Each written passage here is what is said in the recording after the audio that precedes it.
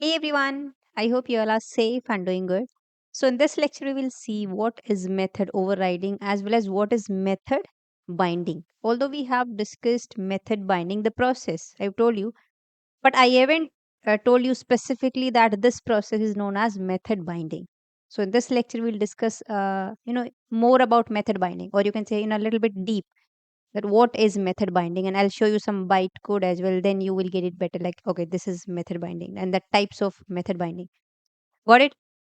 Now, see, I hope you know what is method overloading, because this thing we have seen in a class. If you are having more than one method having same name, but those methods are different in their parameters. Suppose I am having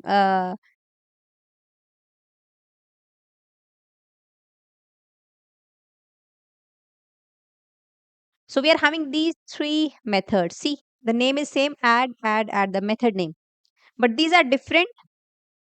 Means what is going to differentiate these methods? The parameters. In this we are having two parameters of type int, in this we are having three parameters of type int, and in this we are having two parameters of type float. So in these two cases, parameter number is same, two parameters are there, but type is different. Here we are having like three parameter, here we are having two parameters. So method name is same, but differentiate based on the number of parameters or the type of parameter, or the order of parameter can be different. Suppose in this we are having int float, in second add we are having float int, so order is different. So this thing we have seen in the previous lectures, method overloading. This is known as method overloading. Don't get confused with method overloading and method overriding. Method overloading is basically happens within the same class. Within a same class, I am having like these three methods or four method or five method having same name. Now whenever you call these methods, like if suppose in main function, main method, I'm calling something like this. How to call? Just the method name, and I'm passing 5 and 3. It means you are passing like 3 int value. So at compile time only it will check, the compiler will check exact matching of this method signature. Exact matching is this. Method name is this, two arguments we are passing, so two parameters are there and both are of type int. So at compile time only it will be decided that this method is going to be called. Yes. If I write something like this, add 531, means at compile time only, okay, three parameters are there of type int. So exact matching method is this one. So at this time, this would be called. Yes. So whenever you are going to invoke the method or call the method, then at that time, which method is going to be called? That is decided by the compiler only here. So this process basically known as method binding. We are binding the methods. Which method is going to be invoked? Whenever you are going to call a method, every time method binding is to be done. And method binding is nothing but it's just a process or a mechanism of deciding which method is going to be called every time you invoke a method. Okay, this is method binding. In detail, I'll show you method binding is what is method binding. So this is basically method overloading. It happens within the same class. I hope you got this. Now, what is method overriding? Method overriding happens in inheritance. It's not within the same class. Means we are having one superclass and we are having one subclass. Let me discuss this thing in detail.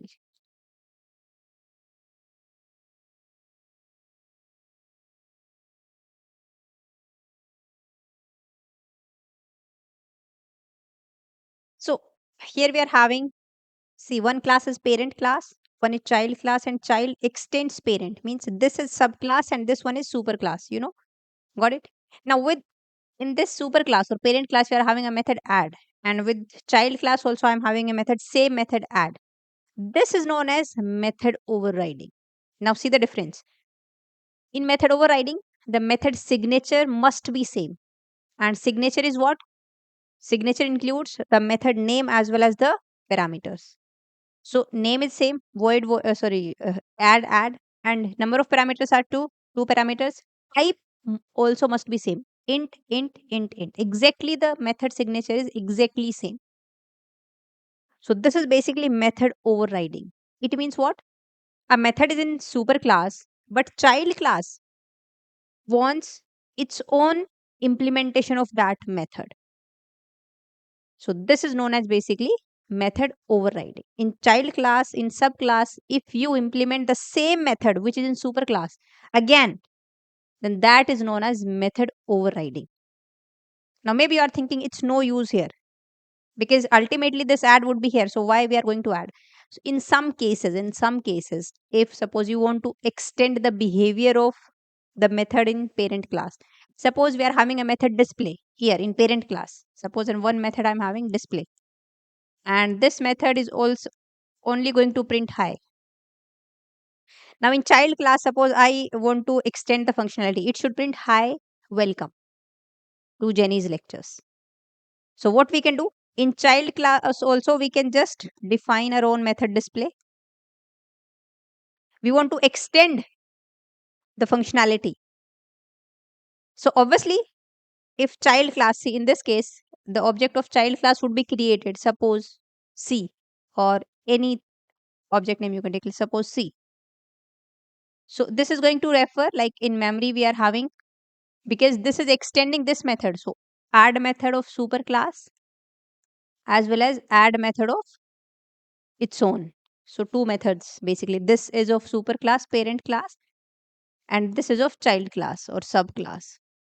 But this method is going to shadow the parent class method. Got it? So basically now in child we are having two method. One is this also, one is this. Two are having. Okay. Now I want to print hi, welcome to Jenny's lectures. So we can just extend something or we can just define our own behavior. If you want to use the this hi in this, then simply we can call this method parent class method in the subclass also. And we know there is a keyword super. We have discussed this thing. Whenever you going to call the constructor of a super class, then we use a keyword super. So same, not only constructor, we can call methods also. Method of parent class and subclass. We can call you can say fields of we can access fields of super class also in subclass with the help of super. Everything I'll show you practically. So what we can do here, we simply write here super dot display. So first it will call this. So on the screen it will print hi, and then in system.out.println you can just simply write whatever you want to print, like welcome to Jenny's lectures.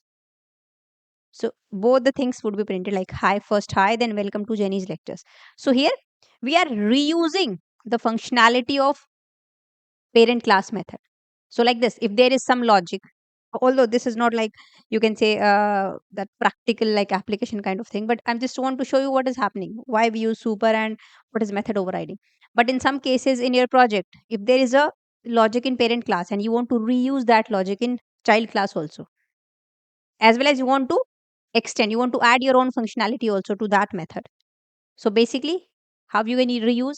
With the help of super keyword, just call the parent class method, and whatever extra you want to add, after that you just add. So it is basically like we are extending the behavior of like super class method in method overriding. So it allows us to reuse the code also. Got it? Or if you want to, you can say add some new behavior. Like in display, this is high, but I don't want high to print. In display in the this child class, I just want to print only hello, welcome to Jenny's lectures. So I just want to give my own implementation to this method. It's okay. In that case, you do not call this, and simply in system.out.println and just write hello, welcome to Jenny's lectures. That would be printed when you call this method with the help of object of this child class. Okay. So I guess to somewhat it is clear to you what is method overriding. It's just a process or a mechanism which allows you to give, or which allows the child class to give its own implementation to the method which is also in superclass. And in some cases, like when you want to add a new behavior, then we use method overriding. Or if you want to extend the behavior of superclass method, then also we use like method overriding. Or if you want to like give a better implementation to the method of superclass, then also you can use that thing. If you think that the implementation, whatever the method we are having in superclass, the implementation is not good, it's bad, so you can give to that method a better implementation in child class. So in these cases we use method overriding. But I hope theory is clear to you to somewhat. Like this is method overriding. But there are two rules of method overriding. Two rules. First is the method signature must be same. Now method signature include what? Just the method name and the parameter. See, the method signature is exactly same. In method overloading, method signature is different. Only method name is same method in method overloading, but the parameters must be different. Either the type of parameter or number of parameter or the order of parameter. But here method signature must be exactly same. First rule is this. Second is what? Now what about this return type? If this return type is primitive means that is fundamental return types. The 8 primitive type we have seen: int, float, double, void, bool, and this. If the return type of the method is primitive, then that must be exactly same.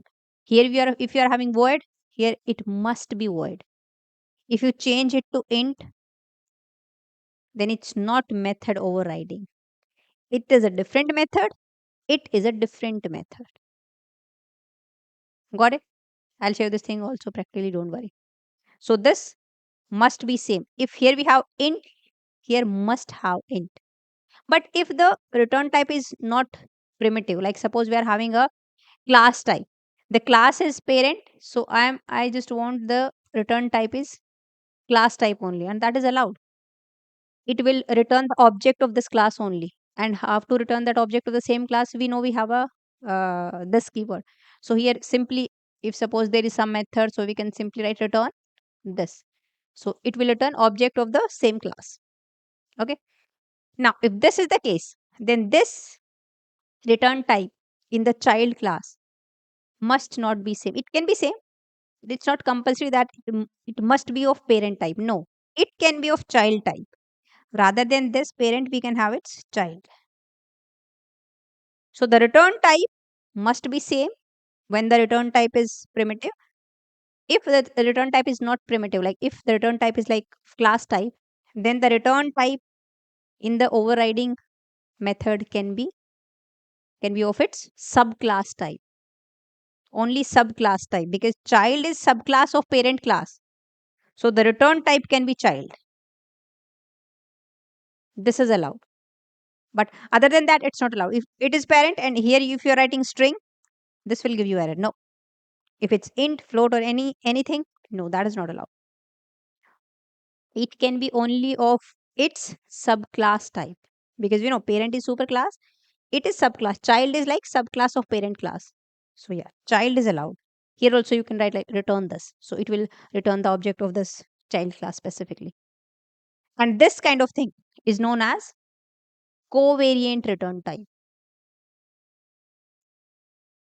Covariant return type, and this feature was added in Java 5. Before Java 5, the return type must be same. Signature as well as the return type must be same before Java 5. If this is of parent type, it must be parent type. Child is not allowed. But in Java 5, they have added a new functionality of new feature of covariant return type. Means this method, overridden method, can have type of its subclass also, or subtype of subclass type. Because child is subclass, so child is allowed here. You got it? Fine. Now the okay, third thing also very important when you are overriding a method, about access specifier. Because obviously if this method is public or it is like protected, in parent class, if it's protected, then the access specifier of this overriding method must be either same or higher. Higher means, same means, if this is protected, then the access specifier can be either protected or public. Private is not allowed. Higher is allowed, but less access specifier is not allowed. Suppose this is public. Suppose not protected, this is public. In this case, the access specifier must be public or higher than public. There is no specifier. So it must be public. You cannot take it default or protected, or you can say private. So three things you need to remember. These are like three rules. First is method signature must be same of the overridden method and the overriding method. This is known as like overridden method. This is known as overriding method. Second, the return type either must be same or of its subclass type. Third is access specifier must be same or higher type. The return type of the overridden method cannot be less restrictive. If it's public, it must be public. If it's protected, it can be protected or public. If it's default, it can be like default or public. Got it? Or maybe I guess protected as well in case of default. We'll try these things, don't worry. So these three rules you have to take care. So method overriding is what? It's just a feature that allows a subclass to provide a specific implementation of a method that is already defined in its superclass. I guess this definition is clear to you with the help of example I have shown you. Here also we have like it's animal class. The method is make sound. Dog extend animal means dog is subclass, animal is superclass. Again we are having void make sound, same method. Here we are printing generic sound. Here we are printing woof, the sound of dog. And one thing like this at the rate override. This is like annotation we generally add. It's a good, it's recommended. It's a good practice to add whatever the method which is overriding method in the parent class. Better to use above that method at the rate override. Just to give a clear idea that okay, we are overriding this method. So let's see practically this thing and then some theory we will discuss again. So let's just take the same example. Like we are having a class person and we were having employee class. This extend person and a student also extend person. So within the same, we just modify this thing to discuss method overriding. So let's take person class. This is super class of employee and student class, right? So in person class, let's have one method. So these are constructor. We are having three constructor in this case. And these are getter and setter method. Got it? Or we are having a one method greet. So let's just delete this. I don't want this. Only getter and setter method we have, or we have three constructor. One is by default constructor. So let's just add one method after constructor. Let's add one method here, and I'm just specify I'm using public and just make it display. It will print whatever name you will give is a person. This thing it will print this method in super class, right? Now let's go to employee class, and in employee also we are having what, these two fields, and then we are having constructor, then we are having get and set method, right? And two strings. So let's just comment out this two string method, overridden two string method now, or let's just leave it as it is. And we are going to add a method. So after this constructor, let's add a new method here, or we are going to override the method. So public, same method we take, same name, display, and it will print like the employee or this person is an employee, or the name, the person is working as an employee, working as whatever the title. Let's take one more field here, title, job title. Got it? And here I just want to print. So first I want to print the name of the person. So can I write here name? Let's suppose let's write is an employee working as plus whatever the job title you will give that. But name is, see, we cannot access this name because name has private access in person. And I have told you that the private fields cannot be inherited. You have to make it protected or public. I don't want to make it public because if I'll make it public, then everybody can access this. From anywhere we can access name.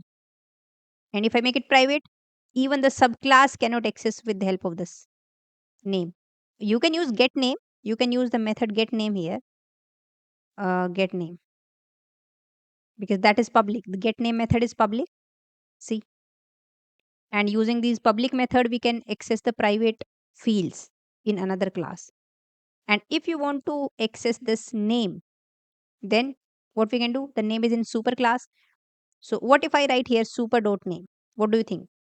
It will work or not? So super dot name. Maybe you are thinking it will access the name of the super class, but no. Still it has private access, so you cannot access. So one thing, you can make it protected, so that we can access this name within the same package as well as in the subclass also. If the subclass is in a different package, then also we can access. Okay. But do not make these things private.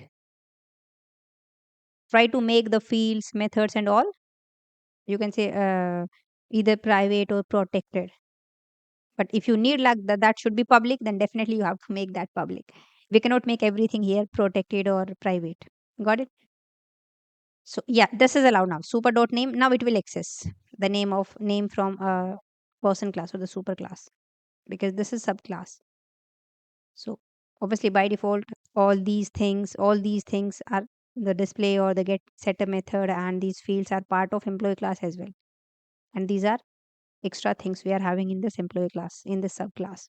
Got it? Now one more thing, we are having job title. So let's just have name. What we can say, one constructor we are having simply name and job title. That's it. So let's make this.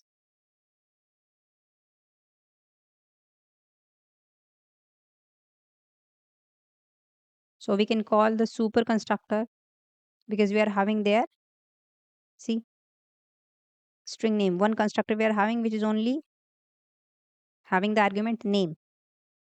And in this, rather than writing this, we can do one thing. This we can assign the value. This dot name is equal to whatever name we will give. Right? So we'll call this constructor rather than writing this dot name again. Or you can write this dot name also. It's okay.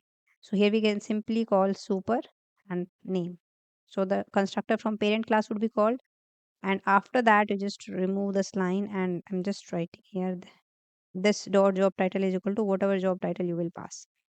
That would be assigned. Got it? So we are having basically two constructor, this and this.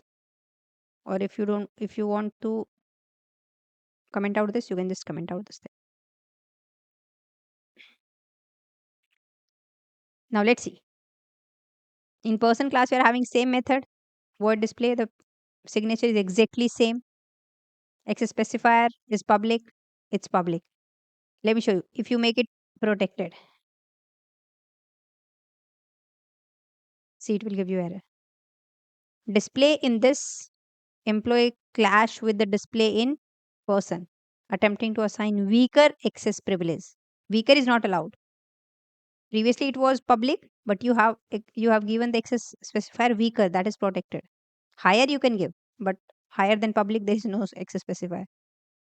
Default also you cannot give. See, same you will give, error you will get. First it was public, and now you are giving weaker access specifier. Obviously default is also only package private, and public is everywhere we can access. So it must be public, right? One rule was that out of those three rules. Got it? Now let's run this and see. Now where is main class? Where is main class? So we are having here in this inheritance concept, we are having person, employee, student, and this was main class. In main class, we are just remove everything. Let's remove everything from here. First, let's create object of person class.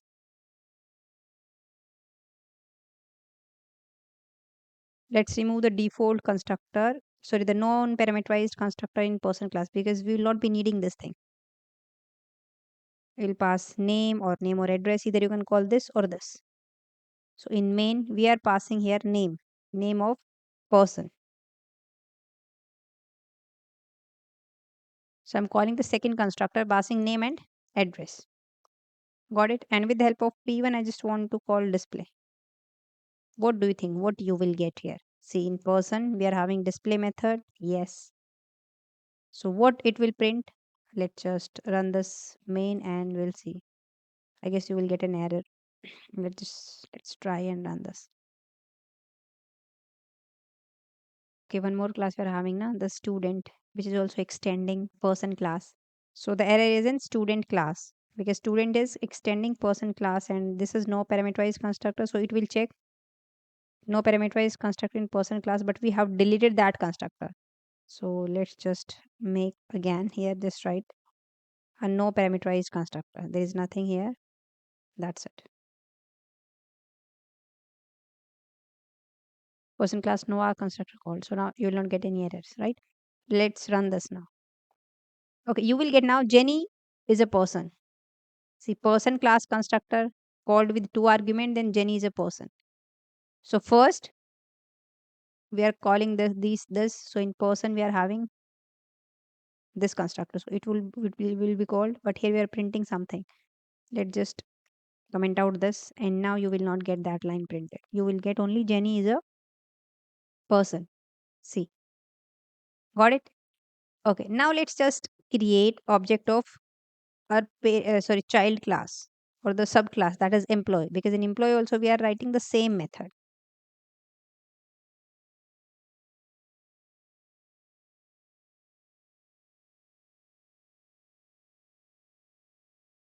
Just pass file the name and the job title.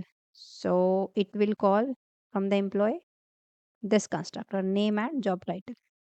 So super from the super class, one constructor would be called passing only name and then job title would be assigned using this. Okay, got it. Now with the help of employee object, emp1 call display. What do you think? What output you will get? Let's just comment out person. This thing. Just pause the video and think. With the help of employee object, I'm calling display. So in employee, we are having display. Yes, we are having display. And this is there. The name is an employee working as this. So what do you think? What will be printed on the screen? Let's run this and I'll show you. See, Payal is an employee working as software engineer. Got it? Because name is Payal and job title is software engineer. Okay, this is like method overriding. But this is not exactly we are using the method overriding. If I write one more thing, if I write something like this, let's just comment out these line also, and I'm creating an object something like this. Person p1 is equal to new employee, and here I'm passing Jenny and assistant professor. So see, are you noticing something different? Here I'm passing the reference type is person, but actual object type is I'm creating object of employee. Maybe you are thinking this will give error, but no, this will not give any error as the person is super class and employee is parent class. But if I write otherwise, see, if I write something like this,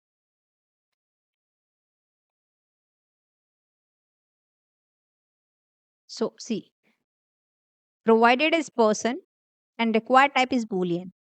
Reference type I'm taking employee, that is subclass, but object actually I'm creating of person class and person is super class. So this thing is not allowed because required is employee, that is subclass, and provided is person, that is super class. So this thing is not allowed, but this thing is allowed. Reverse is allowed. We can create reference of superclass and actual object we can create of object, the subclass. This thing is allowed, right? Now, if I call p1 dot display, what do you think? What output you will get in this case? Whether the display of parent class would be called or the display of employee class would be called, because here we are having two things. This p1 is known as reference type here, basically. This is reference, and this person is known as reference type. So p1 is of type person. Reference type nothing but it's just you can say class type. Class is person. But actual object created is of employee type. So what do you think? What output you will get here? Let's run this and see. See, Jenny is an employee working as assistant professor. Means actually this thing is we are writing this thing in employee display. So it is calling the display method of subclass. It means it is calling the display method of which the display method, or this depends on the object type, because the object type is employee. So it will call display method of this, not of reference type. But if in case there is no method in object employee, in employee class display, then ultimately it will check in the inheritance hierarchy and it will go to its superclass, and if it find that in its employee superclass there is a display method, that would be called. So from the employee, if I delete this, if I comment out this, and now we are calling this display. Now what do you think, what output you will get? Let's see. Now ultimately it will call superclass display method. It will not give any error, it will call that. First it will check, is display available in employee? Yes, available, because employee is extending person, and in person we are having display. So ultimately, automatically, this display is part of employee as well. So ultimately, this would be called. Okay. It will call the most specific version of that method. But if the child class is having its own display method with a different implementation, then definitely that would be the most specific method and that would be called. You got it? Let's just uncomment this display method from here. Now, if I change something like this, if I change this int to int, and if I return something, return 1 or something like this, see, display in employee clash with the display in person class, attempting to use incompatible return type. Return type is not compatible. Is make this display return void. So it must be same, that is void. So it is not like you can say method overriding. And if in display just pass one parameter int a, something like this. This is also not a method of overriding. And apart from this, I just want to print one more a value. So what do you think? It is method overriding or not? No, because signature is different. Method signature is different. So this display is different. That display is different. In main, now let's see. We are creating reference type. I'm giving person and actual object I'm creating of employee type, and I'm calling p1 dot display. Now what do you think? What output you will get? Which display will be called? Let's run this. Definitely the display of person. Jenny is a person, because this display is different. And if here I call 1, if I pass 1, if you want to check, you can just add some breakpoint here. Let's add a breakpoint here, and in person class also in display add a breakpoint. In employee also add a breakpoint. Breakpoint means here I want to stop the running of this program, the execution. So let's just debug this. Debug this main. So the control is here now p1 dot display, because we have added a breakpoint. So now you have to step over. On console there is nothing. Step over. See now. The control is now here. Name is a person, means in the person class. Now we are in person class. The control is in person class. So this would be called. On console there is nothing. Let's run this and see now it is printing Jenny is a person. And back to our main class and exit. Simple. Like this you can just check out the working. But if I here write 1, suppose, it will give you error. See, expected 0 arguments but found 1. You cannot call something like this. See, this process is known as basically runtime polymorphism. At runtime, it is being decided which method is to be called. because at runtime object are created at runtime only. So the method calling depends on the object type in case of overridden methods. So this is basically known as like runtime polymorphism. And in method overloading, that is compile time polymorphism. And one more name is given to this process, that is known as dynamic method dispatch. Dynamic method dispatch.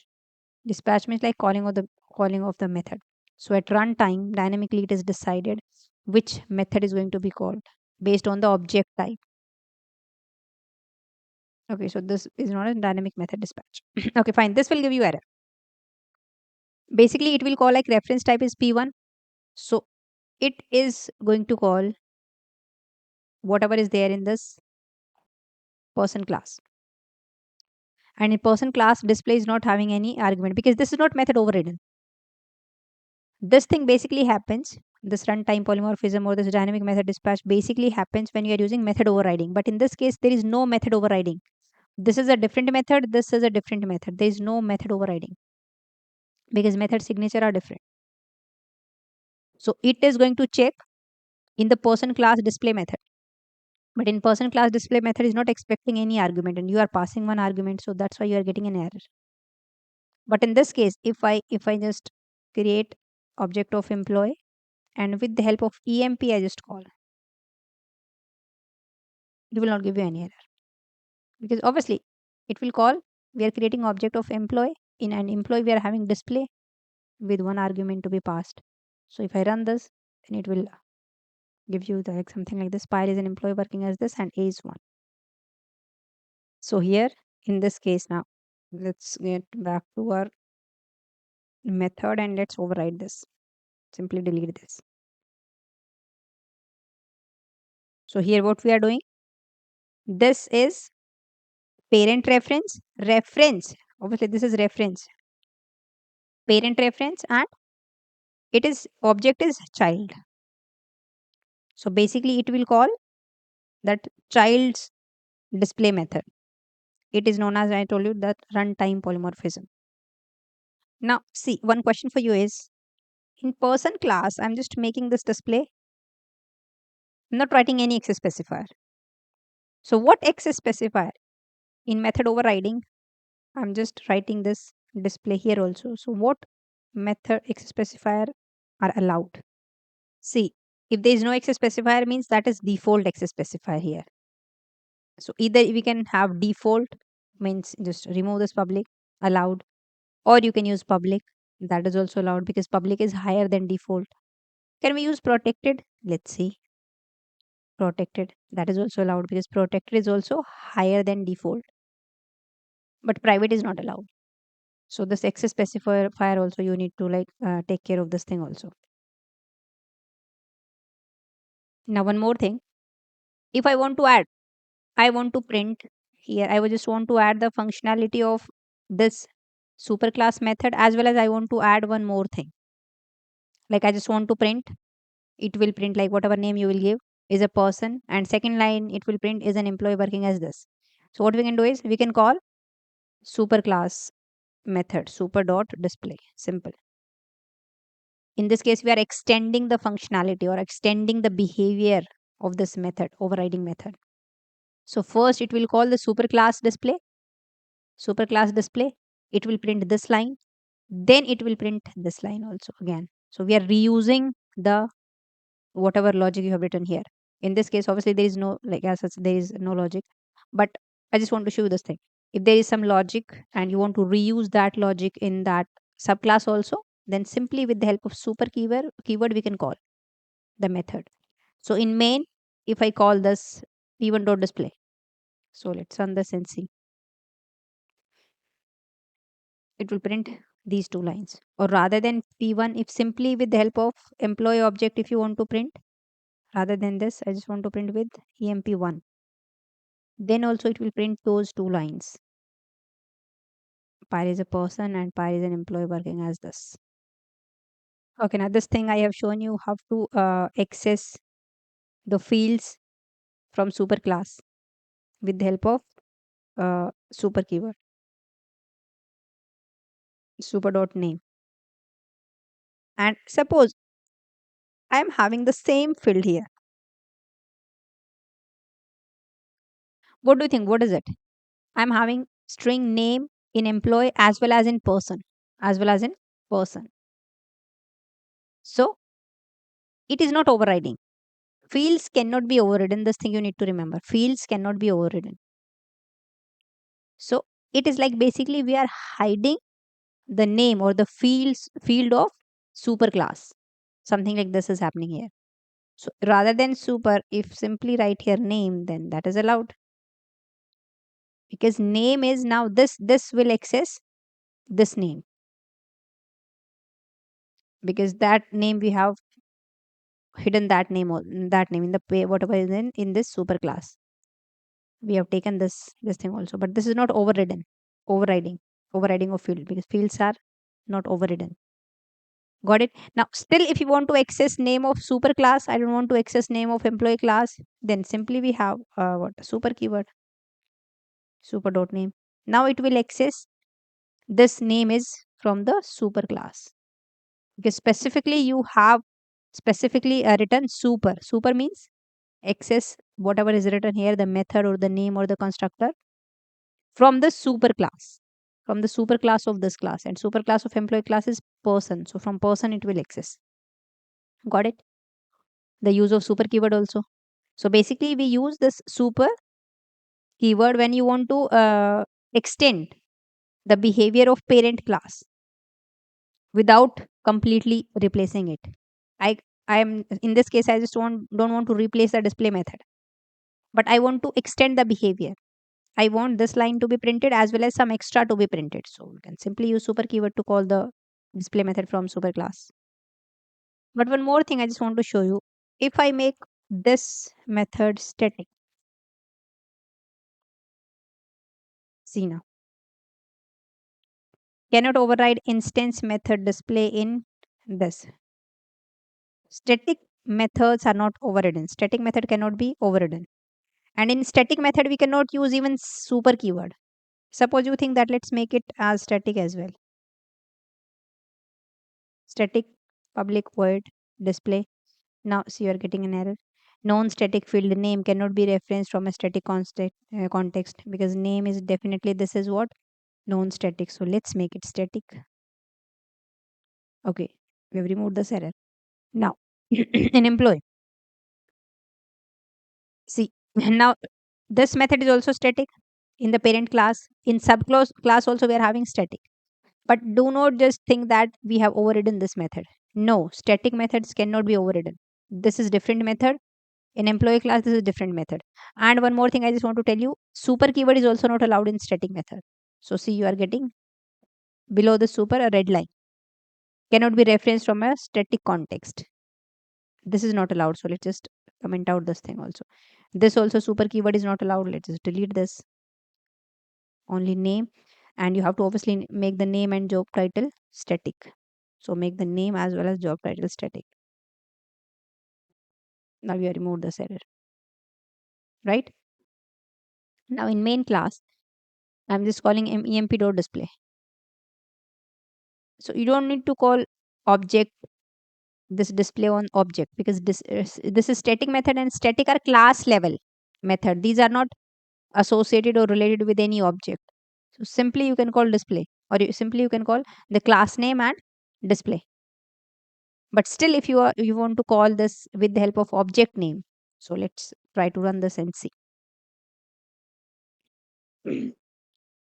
Null is an employee working as assistant professor. So null means we are not passing anything. Okay, we are passing here pile, but it is not taking the value pile in employee. Let's see what is happening in the constructor. Okay. We are passing pile here. So for pile, it is going to call super name. This constructor. This constructor.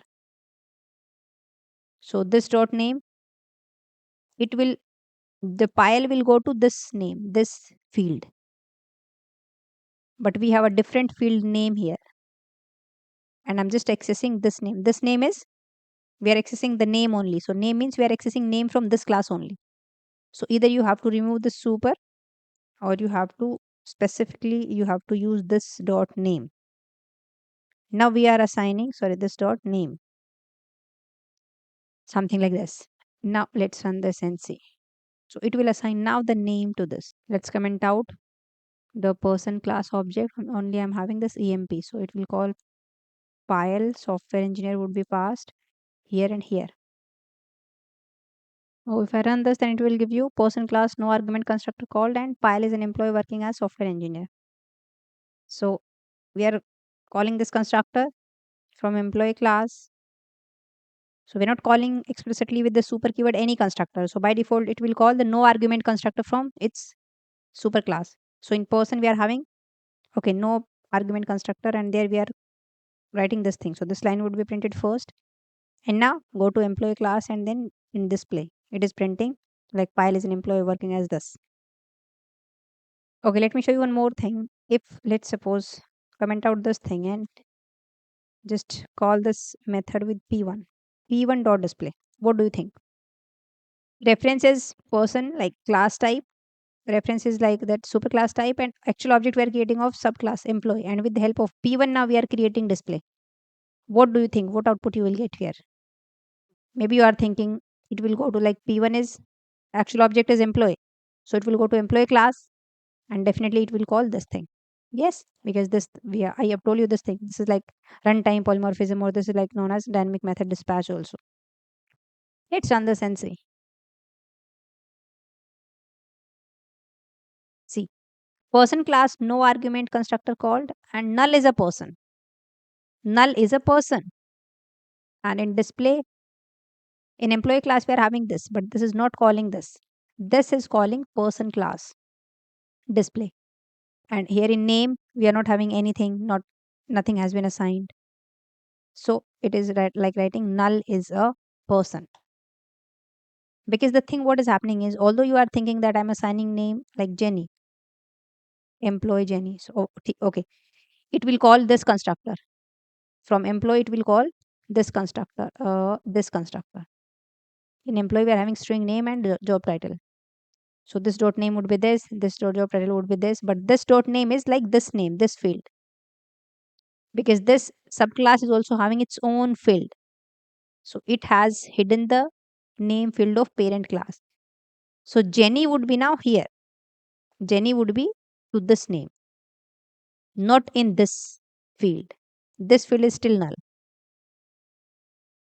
Got it? That's why it is printing. And we are calling display of this. So null is name is null is a person. Why this is not calling? Although the object, actual object is employee type. So it should call whatever the employee, in employee, whatever the display that should be called. But no, why so? Because I have told you static methods are not not overridden. So the binding of static method are done at the compile time only. Now this you will get this thing with the help of, I just tell you first what is method binding, and then I'll show you why static methods cannot be overridden. Because if static methods are overridden, then definitely the answer of this must be it will call display from employee. So it will like write file is an employee working as a software engineer, but no, this is not calling this. Let me just show you this thing. Let's just add some breakpoint here and in person also. And let's suppose employee this and the constructor of this also. Let's add one breakpoint here, one more breakpoint. So let's debug this main dot this and we'll see the now how this is executing. So first breakpoint is here. So now control is here and the program has stopped working. If you run this now, if you step over, then see this constructor has been called from the employee class. Yes, from the employee class this constructor has been called. So name is Jenny, right? Job title is assistant professor, right? Okay, fine. If I step over again, so on the console it has been printed like person class no argument constructor called. So from person class this no argument constructor they have called. If you check that extrude is being called or not, or when it is being called, you just add one more breakpoint here and just stop this and again debug this main. Then you will get it better. Just debug this again. See, first we are here, step over. Now string name, and we are here at the constructor in the employee class. Name is Jenny, job title is assistant professor. Got it. Let's step over. See, now we are at the no argument constructor of parent class. The control is here. See the blue line. Step over. So this line would be printed. See on the console, there is nothing, but if I step over, as soon as I step over, this line would be printed.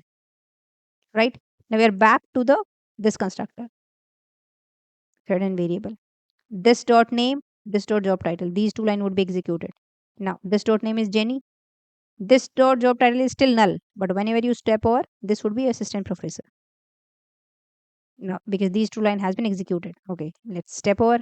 Now we are back to here because the initialization and the this creation of the object is done. Fine. On the console, we are having only one line. Let's step over again. So now this display. Let's see now this display. Which display will be called?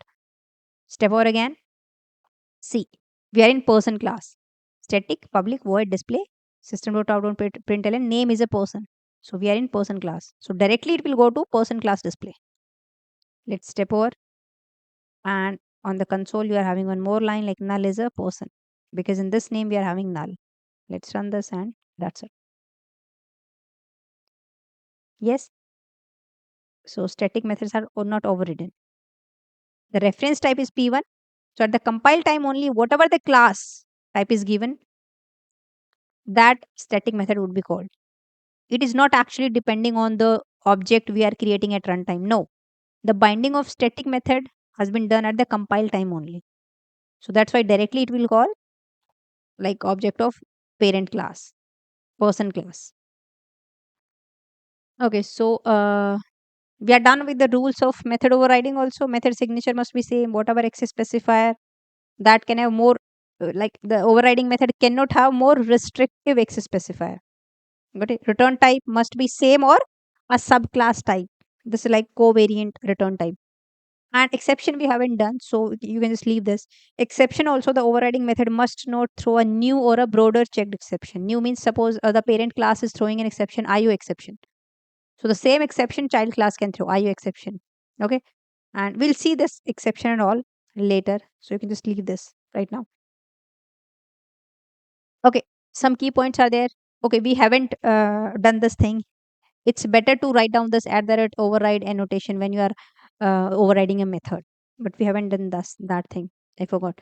Now, this is basically runtime polymorphism. Method overriding is the basis for runtime polymorphism in Java. What is runtime polymorphism? I have discussed. Private methods. Okay. Private methods cannot be overridden because they are not visible to subclass. Yes, we know. Private fields or methods are not inherited, cannot be inherited by subclass directly. We can access private fields and methods through public methods, but directly we cannot access. So that's why private methods cannot be overridden in subclass, right? As well as the methods which are final method. Final means like constant. We have discussed this final keyword, right? If before a variable you write final means you are making that variable or the value of that variable constant. That is basically a constant. Like pi is a constant. So we just make that final so that nobody can change it later because pi value is fixed 3.14 something. So if a method is final method means you want to make that method constant and nobody can change that. You want to make that thing. So final methods cannot be overridden to prevent unexpected behavior. You can just check and you just practice these things. Try out. Make a method final method and try to override that method in subclass. What you will get? See error or what kind of thing. Okay, super keyword also I have discussed. When you want to access superclass method or fields or constructor, we use super keyword. Something like this we can use. Okay, we have seen this thing. Fine. Accessing fields. Okay, fields also you can access like super dot name is equal to name. This dot breed is equal to this. So super dot name. So this name is we are accessing from the parent class of this dog. And this dot breed means this breed is we are accessing field of This class only. This class means dog class only. So the breed is we are accessing this. The name we are accessing from animal class. Where is the animal class? From there we are accessing the name. Okay, got it. What is now method binding in Java basically? So method binding is simply a process of associating a method call to the method body. Means whenever you are calling a method, like in the case of method overloading example at the starting of this lecture, I have discussed this thing. So when you are calling that add method, at that time only it is decided by the compiler which add method is going to be called. So the binding is to be done. That thing is basically known as method binding, nothing else. Okay. But there are two types of method binding. One is static and one is dynamic, or static or early binding. We call it early binding, we call it late binding. Right? Now, static binding or early binding is done at compile time only. It it is done at compile time only. And the late binding or dynamic binding is done at runtime. Can you give me one example of this dynamic or late binding? I mean, can you think about one example? Recently, we have discussed. At runtime, see, we were creating what we were writing in that previous example, person P1 is equal to new employee. Here, employee is subclass. We are passing name and this. And P1 is what? Superclass. And with the help of P1, if you are calling display, then it is not calling display of parent class. It is calling display of employee class, the object class. Yes? So this type of binding is known as late binding or dynamic binding, because objects we know will be created at runtime. So at runtime, which type of object will be created? Based on the object type, JVM will decide which method is going to be called, which method implementation is going to be invoked at this time. So this is basically comes under dynamic binding or late binding, and this process is known as runtime polymorphism, or you can say it's dynamic method dispatch. Got it? What is now static binding or early binding? This thing we have seen with the help of static method. Static methods or private methods or final methods. The binding of these methods are done at compile time only by the compiler. So compiler decide at the compile time which method is going to be called. So basically it depends on the reference type. Whatever the reference type or the class type, this early binding or static binding. So static method binding is done is like basically a static method binding is done at compile time, or that is a static binding done by compiler based on reference type. Dynamic binding, these are basically like instance method, whatever the instance method, binding of those methods done at dynamic, or you can say at late binding, or it's known as dynamic binding, and it is done by JVM based on object type. Got it? I hope this thing is clear to you.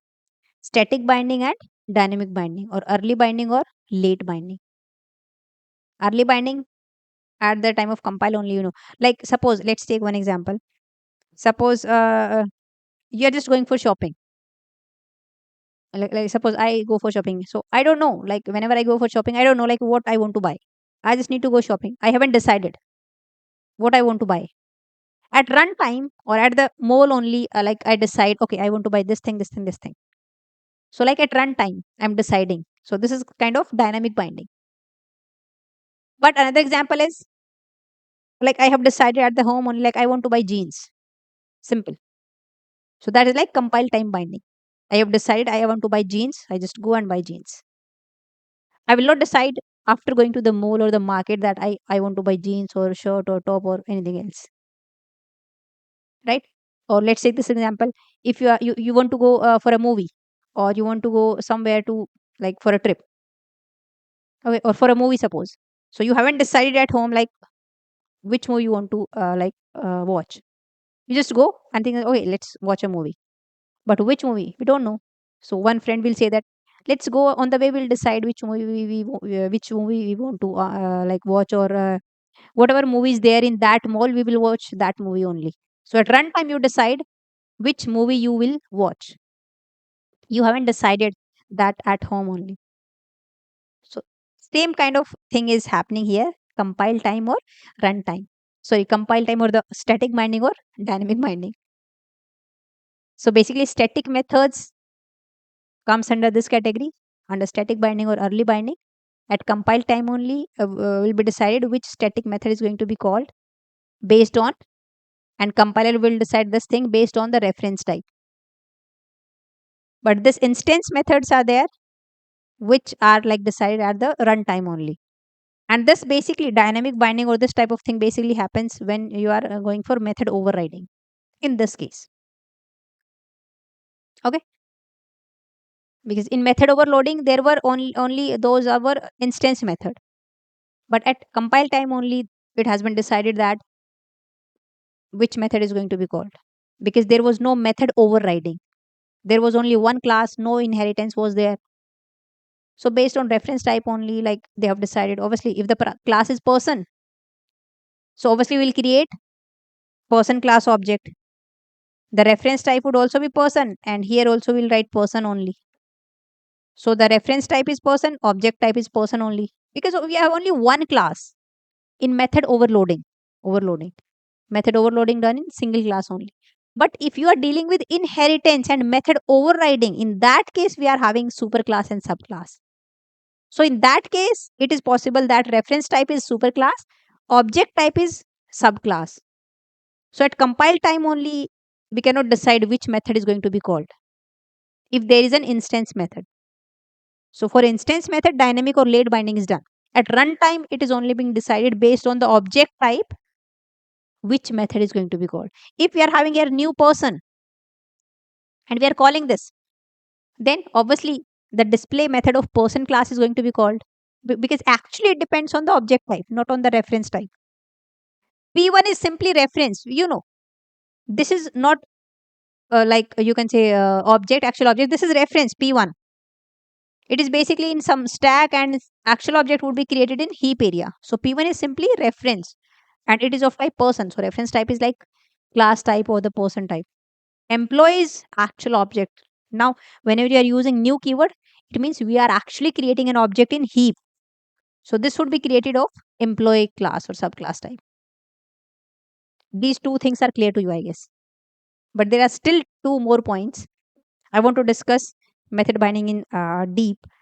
So basically, method binding basically have two aspects, because in a method we are having two things. One is method signature. Suppose I am having this thing. So this is method signature, simply the name of the method and a parameter and all. So this is method signature, and this is known as, this is method implementation.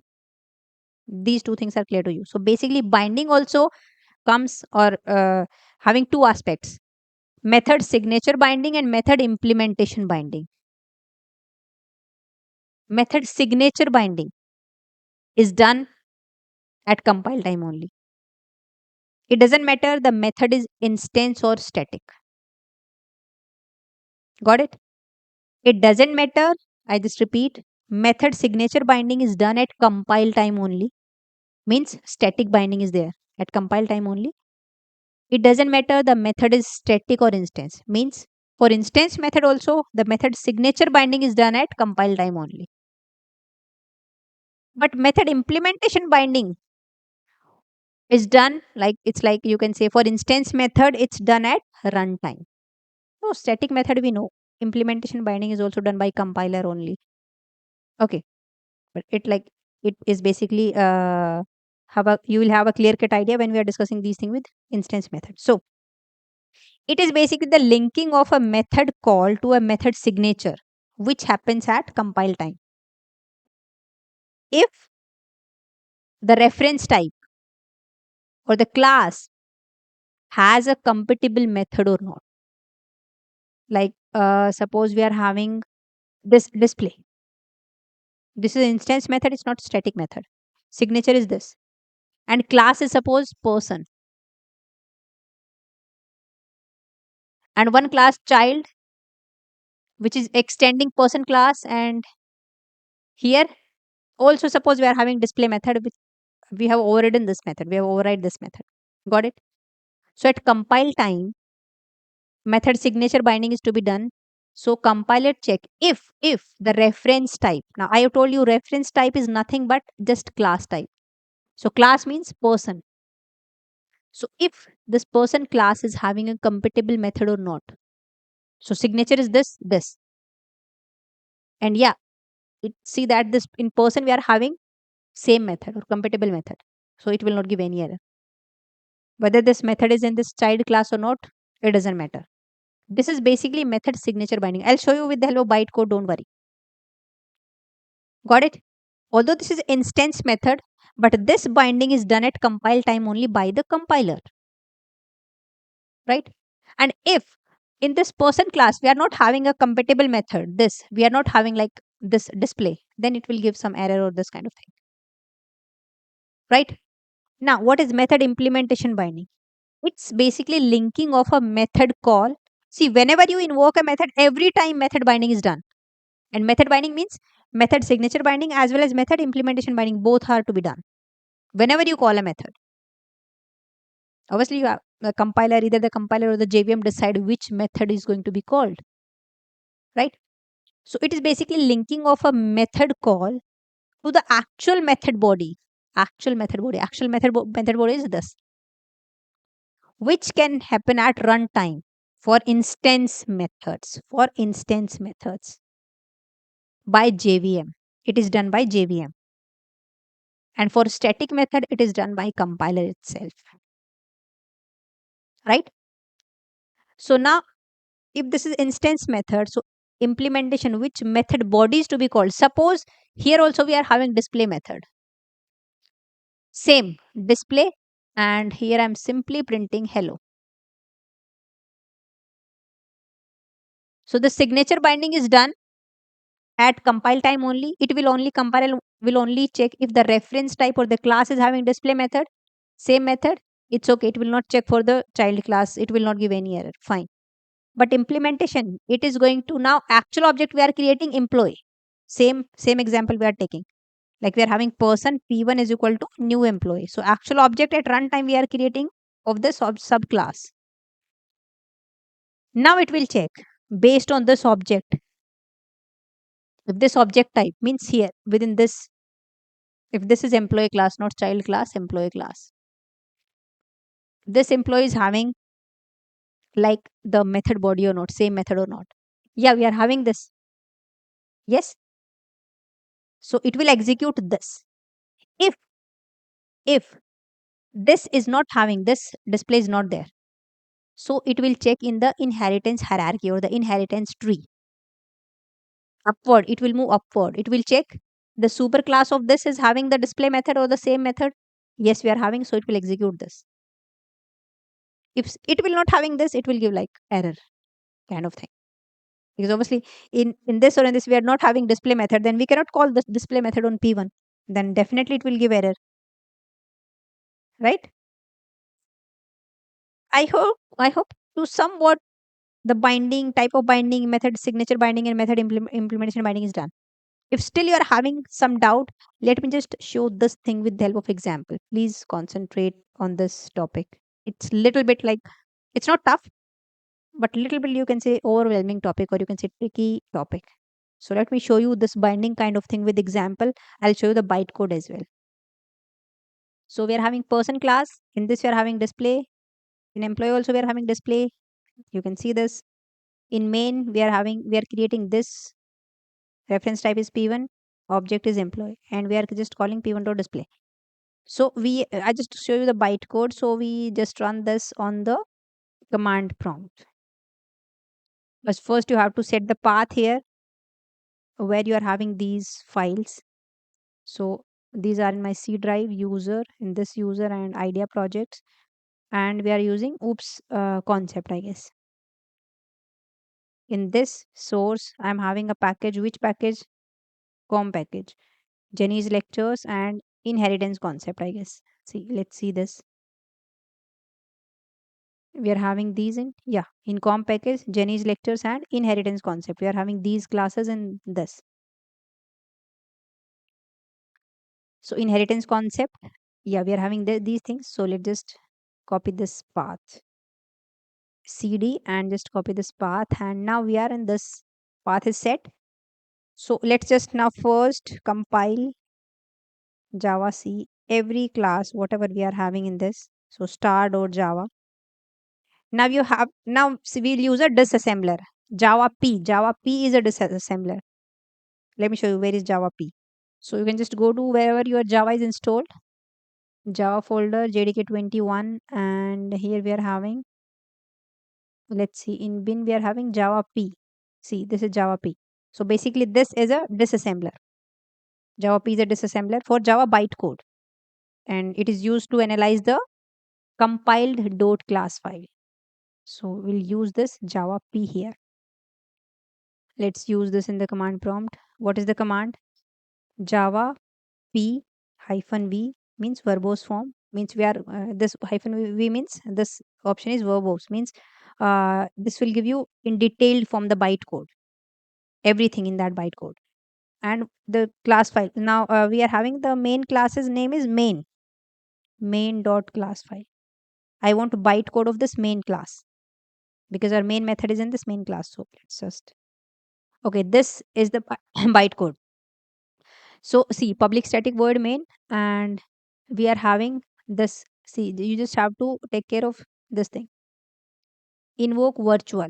Invoke virtual means we are dealing with instance method. Virtual means at runtime it is being decided which method is going to be called. So that's why it is virtual. So at this we are having this hash 16. It is index number. Now this is basically the specification of this method. The method which is in this package in person class dot display method.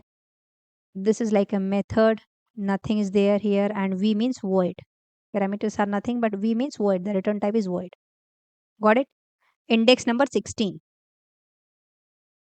So while at compile time only, this is in dot class file, we haven't run this.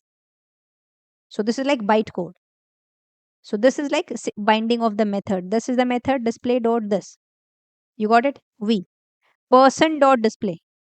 See, person dot display at compile time on, although the method is like instance method, but here method binding is done because I have told you at compile time, compiler checks for method signature binding. Compiler checks if the reference type means if the class is person, obviously reference type is p1, that is like person. Actual object is creating at compile time, but we know the class type is person only.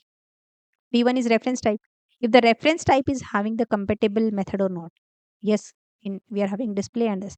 So I'll show you the 16 index number. There is a constant pool when you go up. So see, it's constant pool of this main inheritance main. This is constant pool, and if you go to the index number 16, then again it is referring to 17 and 18, right? Now at 17 we are having only the class, means this class name person, it will fetch this, and at 18 we are having name and the type. Name is display and the type is void. So this is method signature binding, although means with the person class they have binded, like although obviously this in this person class we are having this instance method display, and we are having, yes, you know, in display, in person we are having display, in person we are having display. So method signature binding is done, right? Now at the runtime, if you run this, then this display will not be called. Which display would be called? It depends on the object type. So at runtime the method implementation binding is to be done with the help of JVM will done that thing, because this is instance method and we are using here inheritance, that is method overriding basically. So first it will check this method invoke, okay, this signature is done, display method, signature is display, void return type, parameter are nothing. So whatever object will be created, It will not check in the person class first, although the binding is done with the person class, but no. Whatever object is created, first it will check in that object, in that class. This display is there. The compatible display is there or not. If yes, then that display would be executed. So if I run this, I'll show you. If I run this, it will not execute the method of P1 class or the person class. It will execute the method of employee class. Jenny is an employee working as assistant professor. So this employee class display method is going to be executed. Right? Let's take static method. So we are taking, this is like suppose static method. So person, this, let's make it static. Let's make this also static. We know these are not overridden, static method, right? Okay. Now we are having in P1 dot same, this is same thing. Person P1 this and P1 dot display. Maybe you are thinking that obviously object type is employee, so it will call this method employee object. Let's see with help of binding. We are just open the command prompt and set this that path. So this is the path, and again let's suppose we are going to compile Java C star.java, every file in that package. Done. Now let's see use that disassembler -v and main dot class. You have to use main dot class because we are going to analyze dot class file. Okay, this is now the bytecode of again down this. So in public static void main, we are having now see. In this line number, we are having invoke static at this time. In the previous case, when we are using instance method, then invoke virtual. There was not invoke instance because virtual means it's not being decided which method is going to be called because that will be decided at runtime. But here we are using invoke static because we know the method is static. Fine. Now at this time, okay, method signature binding is done. So method, this is the package name, person dot display. It will check like in the person, reference type is obviously person. There is a method compatible method display. Yes, we are having display. This is method v means void. Done. Index number is 16. So in the constant pool, there is a 16 index number 16. This is constant pool. Don't worry about these things in detailed manner because there is so much. So just go to whatever I am just discussing here. 16 index number. Again, we are going here 17 and 18. So go to 17. 17 means just the class type. So it will fetch the class type, that is person. 18, name and the type. Name of the method is display and the type is void. So this binding is done. At compile time only, compiler has done this thing. Right? Now, when you run this, so this is static method. Okay. So at compiler will only decide at compile time only which method is going to be called. So exactly it will check in the person at runtime only display method is there or not. Yes. So it will directly run the display method of person class because static method are not overridden method. It will not depend on the object type you will create. So that's why if you run this, if here we are having static method, if you run this main, this static method display would be called from the person, not from the employee. See, Jenny is a person. So directly it is calling this display. Jenny is a person. It is not going to this employee. Okay. So this thing I just want to show you with the help of bytecode that this method signature binding is done at the compile time only, both for static and instance methods. Both, for both. But yeah, implementation binding is done by the JVM for instance method at dynamic time, at runtime, based on the object type. But for static method, implementation binding is done like by the compiler only. So this is basically, you can say it's known as a method specification. This and this are known as method descriptor. Okay. Invoke static. So here we are having static method. But one, I want to show you one thing. If I go to this, so I just want to add one more thing. I want to show you one more case here. We have one more method print, and we are passing the parameter double d, and we're just printing the value. Double value is whatever d I'll pass, that would be printed. public void print, and it's an instance method. So what we do this, let's just override this method in employee class as well. But rather than double, I'm using here int d and int value is. What do you think? It is method overriding or not? Definitely not, because method signature is not same. This method is different because here where parameter is int type. This method is different because the parameter is double type. So this is not at all method overriding. Okay, we are passing here int. Fine. Now in main, let's just comment out these thing also and create employee object emp and emp1 dot, let's call print. I'm passing here one only,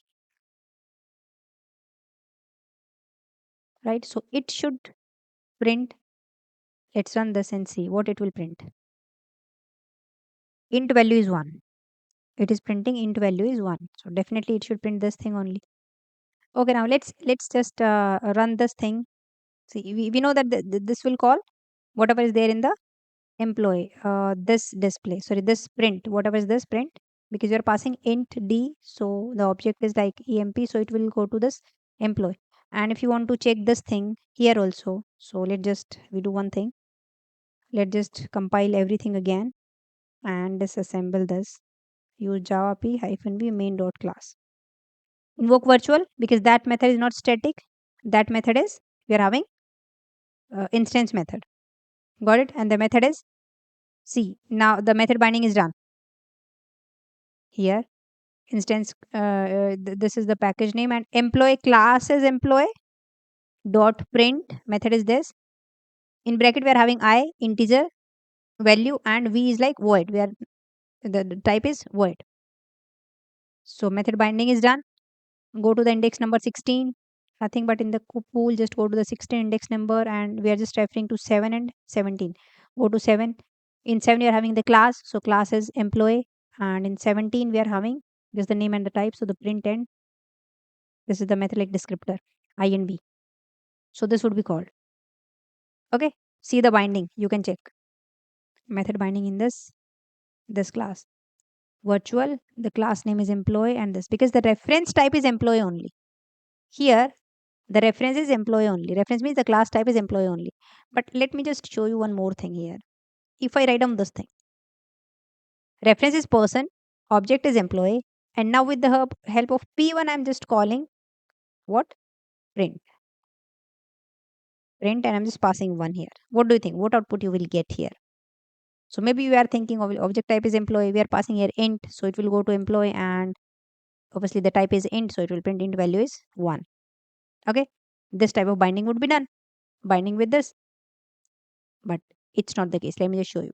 Again, just go to the command prompt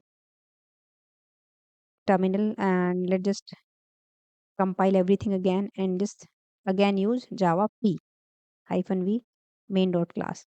Now see the bytecode in the main. Now we are having invoke virtual at this index number. This is like binding is done, so method is in this package.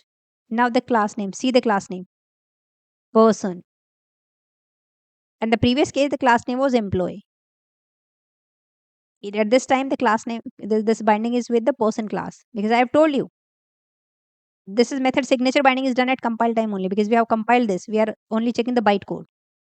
So at compile time it will check, the compiler will check if the reference type means the class type, reference type is person only.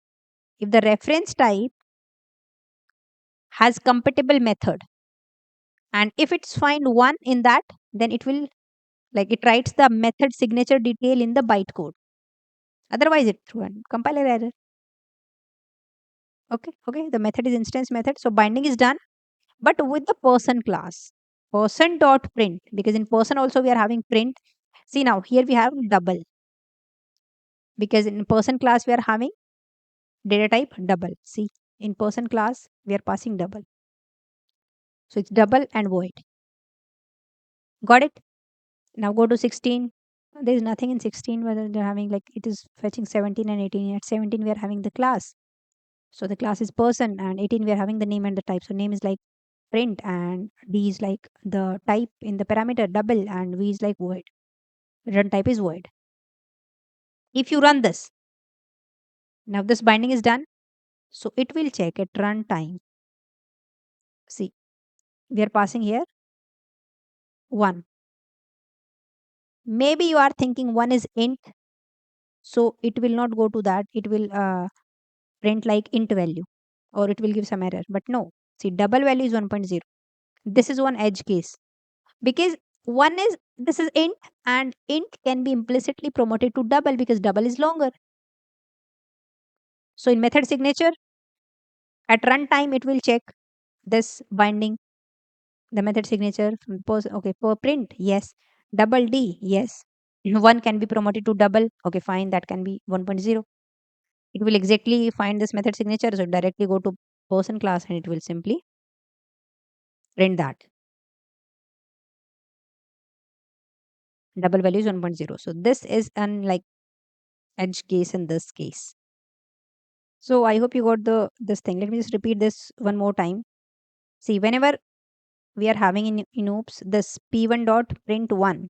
So whenever compilers see this invoke statement, it will just check the person class at compile time only because object would be created at runtime. So at compile time we know only the reference type. So it will go to the person class and check if there is a compatible method in person class. Yes, we are having compatible method, that is print. Parameter is double, although we are passing here int, but that is compatible. I'm not saying that that exact type would be there. Compatible type would be there. Compatible parameter type.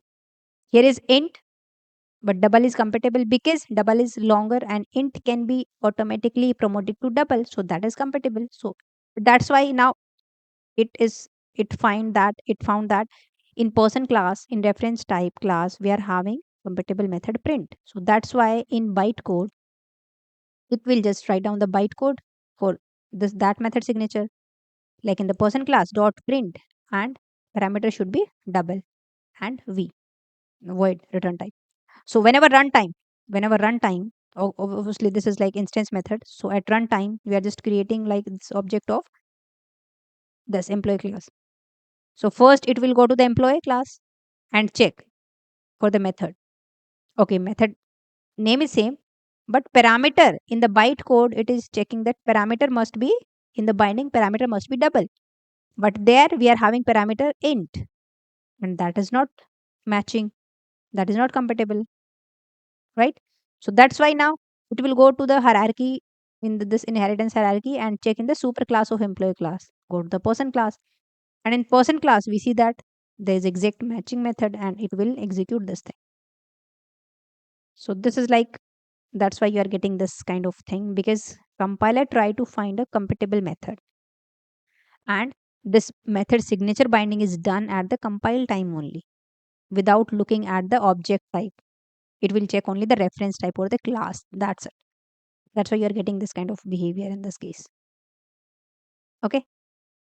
Okay, let's do one more thing. Suppose from this employee class, if I delete this print, let's just comment out this.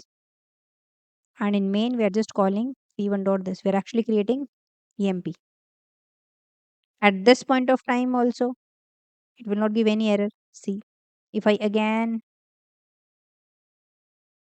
let's clear everything. And if I again do, just compile everything and disassemble java p and main dot class. So see now invoke virtual instance method, and this is like the method binding the bytecode. So with the person class dot print and the compatible method, it got a compatible method in person class because it will automatically it will check at the compile time the reference type only, not the employee type. And we have a compatible method print double D and this. So no error would be there and it will directly run this method only, right? So it will directly go to this person class and it will execute this method. What if in parent class, I just write down short d? See, you're getting an error here because this print short here in this is print short and cannot be applied to int. This is int literal, and this is you're using a short. Suppose an employee we are having, let's just uncomment this int d. Still you have an error because at compile time it will check whether this print for the reference type, the compatible method in this class or not. But there is no compatible method in this person class. No method signature binding would be done. So that's why it will not write down the method signature detail into the bytecode, and it's giving you a compiler time error. So here you are getting a compile time error. If I run this, you will get a compile time error here. See, incompatible types, lossy conversion from int to short. Although you think that obviously the object type is employee, and in employee only we are having int d, so why it is giving you error? Because it will call this from employee type. But no, at compile time, although the method is instance method, but at compile time this binding is done, right? And it will check the reference type, because at compile time object type is not known, object is created at runtime. And in person class we are not having compatible method print. That's why it is giving you error. I hope now you got this method binding, method signature binding, method implementation binding, and all. So we are done with this binding. Static method binding, this is step by step I have shown you practically. First, at compile time the compiler identifies the method call and checks the class for a matching method signature. It is not checking the object, because there is no object at compile time, there is only class. Objects are to be created at runtime. Type checking, the compiler ensure that the method call matches the method signature in terms of name and parameters, we know. Then linking is to be done. Compiler links the method call to the specific method implementation in the class. And at runtime, the JVM directly executes the linked method without any further checks. For static method binding, like for static method, private method, and final method, these are to be done. Only static on the compiler will done the binding only. No, at runtime there is no kind of binding. Okay. At runtime, JVM directly executes the linked method. Linking is done at the compile time only, done by the compiler. Instance method, at compile time, compiler checks for a matching method signature in the reference types class. Method signature binding is done at compile time, whether the method is static or instance. At runtime, object creation time, object is created and assigned a reference variable. Yes, assigned to a reference variable. Now at runtime, when the method is called, the JVM determines. Now here, JVM determines. In the static binding, compiler determines. That was done by compiler. This was done by JVM. It determines the actual type of the object. What is the type of the object? Based on the object type, implementation binding is done. That method is to be executed. Right? Okay. Static methods cannot be overridden. This thing I have shown you, because these are class level method. They don't deal with objects. Okay. So that's why these are not overridden. At compile time only the binding is to be done. And if a subclass defines a static method with the same signature, that is not method overriding, that is method hiding only. In the parent class we are having static method, same static method we are having in subclass only or child class. So that is not overriding, that is method hiding. Got it? So basically it hides the superclass method. Okay, fine. Now dynamic method dispatch, I have told you, dynamic method dispatch is just a process or a mechanism by which a call to a overridden method is resolved at runtime rather than compile time. Means some at runtime only, based on the object type it is being decided which method is going to be called. That's it. That is dynamic method dispatch. The term is different, or you can say it is like runtime polymorphism. Simple. Method overloading is compile time polymorphism. Polymorphism, I'll discuss polymorphism in detail, but in simple term, in basic, I just show you polymorphism means poly means more than one, morph means form, so more than one form. Okay, like add is a simple method, but on the number of arguments you are passing, the parameter you are passing, it is the behavior is different. So add is having more than one form. So I hope now your polymorphism, about polymorphism I will discuss in detail, don't worry. So dynamic method dispatch, I guess clear to you how it works. When overridden method is called through a superclass reference, same like superclass reference, because let's take the same example we were having. parent was a superclass and we were having like parent, and the object is this, and new employee is subclass. So like when overridden method is called and we are calling p1 dot display is an overridden method, right? Is called through a superclass reference. P1 is superclass reference, this is superclass. Java determines which version of that method to execute based on the type of object referred being referred to at runtime. Which type of object based on that JVM will decide, right? So this is like dynamic method dispatch. Okay, this is a simple example of this. I have shown you this thing. Don't worry. You can just go through this simple example. Benefits is what? Obviously, flexibility. It allows the program to call methods on objects without knowing the specific type at runtime. Got it? I'll show you one more thing also. Polymorphism, I told you it enables the runtime polymorphism, like true runtime polymorphism, which is a like feature of object-oriented programming. Reusability of the code, right? It promotes the code reuse by allowing subclass to provide specific implementation of the superclass methods. Right. Okay. Now, method overriding versus method overloading, I think that's not much tough. You know both the things and you know, like, you can just differentiate easily. Overriding means same method signature. Here, same method name but different parameters. It occurs in inheritance, superclass, and subclass. It occurs within the same class, overloading. It is runtime polymorphism, it is compile time polymorphism. It improves the code readability and reusability, and it increases the flexibility of method use. Okay. Now, there are some common pitfalls while you are using method overriding. Sometimes access modifier mismatch. There is a restriction. Access modifier of an overridden method can be either same or it cannot be less restrictive. It can be more. So sometimes there is a mismatch in this. Sometimes return type incompatibility can be there. So that can also be a case. You have to take care of this thing. Misuse of static keyword. You're just trying to override the static method, which is not possible, which is just method hiding, not overriding.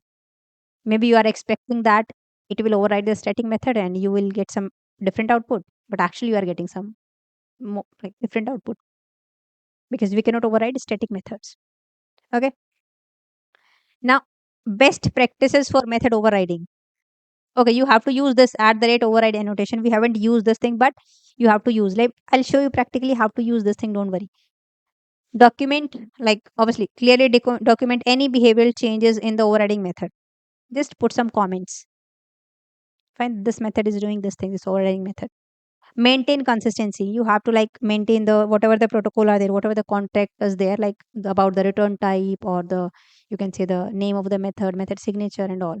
So that is basically the rules or the contract. You have to maintain that consistency as well while you are overriding the methods. Okay. Now use the final keyword.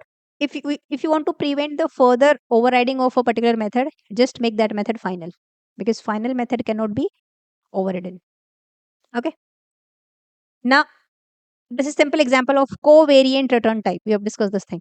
So it's like there's a class animal. So we are having a method animal and some method is there. But here we are having this name of so the return type of this method is dog. Before Java 5, here this was not allowed. That return type must be same. So it must be animal. But after Java 5, they've added this thing. The return type can be of its subclass type.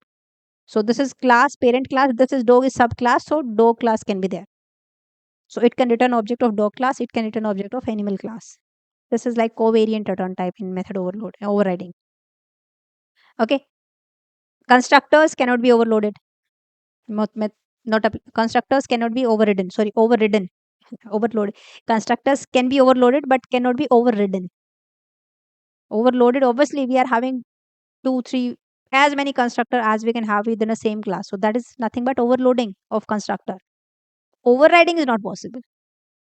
Chaining is possible. We have seen this thing. And with the help of super also we can call constructor of superclass. This thing also we have seen.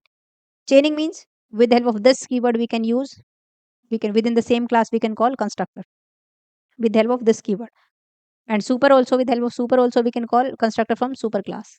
So these two things I have shown you in the previous examples, right? Okay.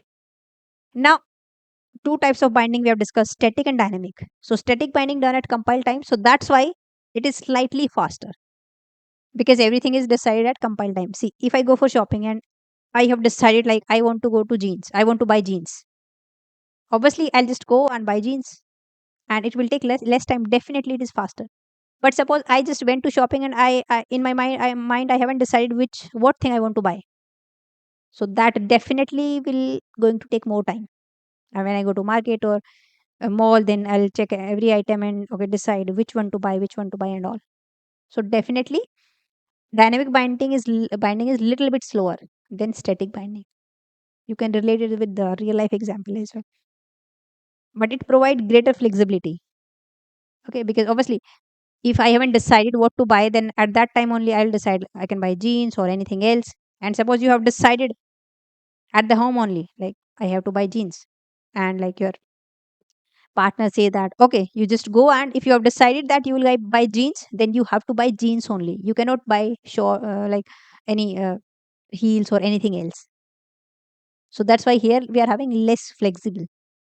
But if I say I haven't decided, I'll go and decide then what to buy. Then there is no like restriction on me that I have to buy jeans only. I can buy anything. So dynamic binding means it provide you greater flexibility, but yeah, a little bit slower. Okay. So that's it about this video. I hope you got this what is method overriding and basically what is method binding and how method binding is to be done. What is runtime polymorphism? What is dynamic method dispatch? Okay. Now, one more thing I just want to show you a little just practical. We are left with a small thing. Let me just show you. So we are having only this display method. So suppose same display I'm having is in student class as well. Student is also inheriting person class. So let's just take same display method here as well.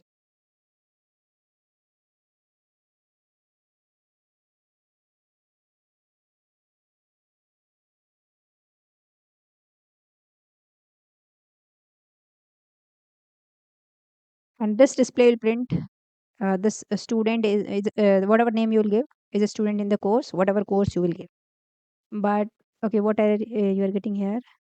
Cannot be over because static method.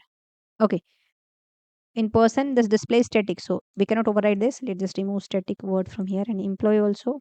Let's just remove the static word. So in student we are having suppose one constructor here, and in this I'm just passing string name and course. So for name I'm just calling superclass constructor name, and this dot course is equal to this dot, okay, this one is small c. Fine, let's just comment out this also, and let's remove the static from here, static word from here. Now in person we are having display this, in employee also we are having display this, and in student also we are having display. Got it? Now in main, let's create first this thing, and then we are having something like this. I'm writing something like this. Person P1 new. Now at this time student. At this time student, and the name of the student I'm passing something. Suppose a Gia, and course I'm passing here MBA. Something like this. And here I'm calling P1 dot display. So let's name it P2 because P1 is already there. Okay, let's name it P12, not P2 only. So P2 dot display. What do you think? What output you will get here? This P1 dot display will print what, and this P1 will display will print what? Just pause the video and think about it a little bit. Let's run this and see. Okay, we are having one more thing here. Let's just comment out because this engineering student is also inheriting student class. So let's just comment out because we are not using engineering student here. Okay, first let's just what output we will get here. Let's just run this and I'll show you. So first it will print Jenny is an employee working as assistant professor, and then second Gia is a student in the course MBA. See, all the reference type is P1 and P2 only. Reference type is same of the class person, but based on the object type, it is fetching display and display. If you go to here and if you check this again, let's just clear the screen and let's just compile everything here and again call the disassembler Java P on the main class. See now, here we are having invoke virtual, to invoke virtual, this and this two method we are invoking. So this is like method person dot display. This method virtual method is person dot display. Both are person dot display, person dot display. So at the compile time only signature binding has been done. Compiler will check if the reference type is person only in the both the cases, is having a compatible method. Yes, person is having display method which is compatible whatever we are calling. So the binding is to be done with person class, person class. Now these are instance method, that's why invoke virtual, because actual what method would be called, which version is to be called, that would be decided at runtime by the JVM based on the object type. So at runtime, whenever you call this method, so it will go to like display and whatever object is created. So at first we are creating object of employee class. So it will go to the employee class and check whether we are having a display method, compatible display method. Yes, it will get and it will execute that thing. In second case, it will go to what? The object is of student class. So it will go to student class and check if there is a method or not. Display. Yes, compatible method is there. So it will display this thing. But binding is done at compile time only, both with person and person, both with the reference type only. This person is reference for the class. You got it? Now let's add one more thing. Whenever you are going to override this method, you have to add that annotation. So how you can add? You just go to this thing and the overridden method. Press Control Alt and Enter. Press Alt and then press Enter. See, annotate with method with this. So just click on this and that's it. See, add that override. It is always recommended that you use this thing. Okay, now in employee also, let's just add this thing. Go to this Alt, Enter and just annotate. So yeah, we're done. Override. If you will not write down this, it's also fine, but it's good practice. By looking at that, we know that okay, this method is overridden method. Fine. So see, we got the flexibility. We don't know the actual object to be created. We just create the person P1 and person P2 only, and we are calling display. But it is calling different display at this time employee display and at this time student display based on the object type. You don't need to worry about the actual object to be created, right? We just know the reference only. Fine. So it's like it is giving us the flexibility of this kind of thing, this runtime polymorphism or this method overriding. So now we are done with this lecture, and I guess we are done with inheritance as well. From the next lecture, I'm going to start abstraction. So now it's in the next lecture. Bye. Take care.